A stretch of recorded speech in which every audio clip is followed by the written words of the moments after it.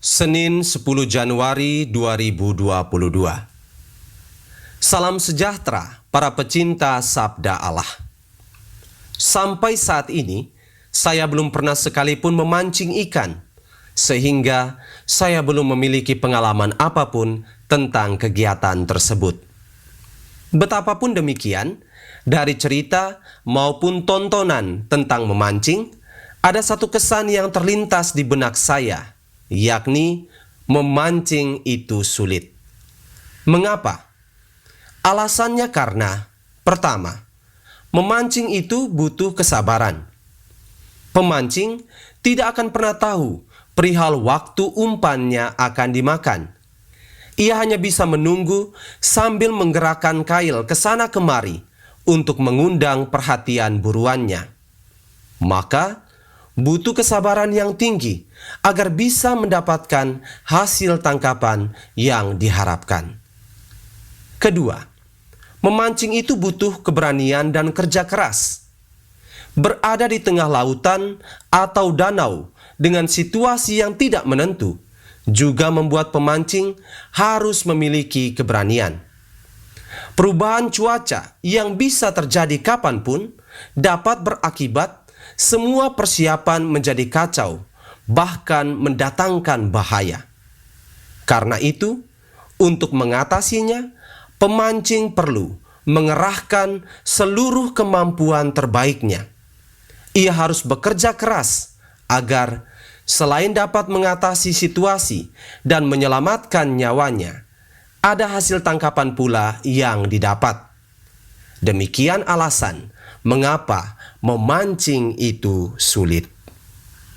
Para pecinta Sabda Allah, acuan refleksi kita pada hari ini diambil dari Injil Markus bab 1 ayat 14 sampai dengan ayat 20. Sesudah menyerukan tujuan perutusannya di depan publik, yakni mengajak untuk bertobat dan percaya pada Injil, Yesus sadar bahwa ia membutuhkan pengikut.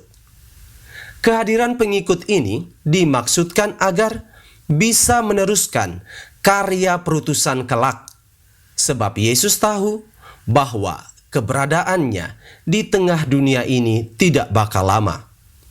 Maka Yesus memanggil Simon, Andreas, Yakobus, dan Yohanes sebagai para murid perdananya. Keempat orang ini berprofesi sebagai nelayan, dan saat Yesus memanggil mereka, "Mari, ikutlah aku, dan kalian akan kujadikan penjala manusia," mereka segera bergegas meninggalkan kesibukan pekerjaannya, bahkan keluarganya sendiri, dan mulai mengikuti Yesus. Sungguh tindakan iman yang amat menarik dan layak untuk direfleksikan. Namun, pada kesempatan ini, saya ingin mengajak kita untuk lebih bergumul dengan pertanyaan ini. Mengapa para nelayanlah yang dipilih oleh Yesus untuk menjadi pengikutnya? Para pecinta Sabda Allah, menyerukan pertobatan dan mengajak untuk percaya kepada Injil tentu bukan pekerjaan yang mudah. Banyak tantangan yang harus dihadapi, sebab banyak kebiasaan lama yang telah mendarah daging yang harus dibongkar. Para nelayan dipilih untuk ikut ambil bagian dalam perutusan Yesus karena pekerjaan mereka setidaknya telah membentuk karakter tangguh pada diri mereka. Sebagai pemancing, para nelayan adalah orang yang sabar, berani, dan bekerja keras. Perutusan sebagai murid Yesus tentu amat membutuhkan karakter-karakter demikian. Kesabaran misalnya perlu dimiliki karena tidak semua orang akan segera mengiyakan segala pewartaan yang dinyatakan. Ada yang masih butuh waktu untuk berpikir, sehingga perlu ditunggu. Kemudian, keberanian harus juga ditanam dalam diri, karena medan perutusan itu banyak menyimpan teka-teki, bahkan kejutan yang tidak sempat disangka. Jika ketakutanlah yang menguasai diri, maka sudah pasti tidak ada langkah maju. Akhirnya, kerja keras harus dipraktikkan juga, karena kapanpun segalanya bisa berubah dengan cepat.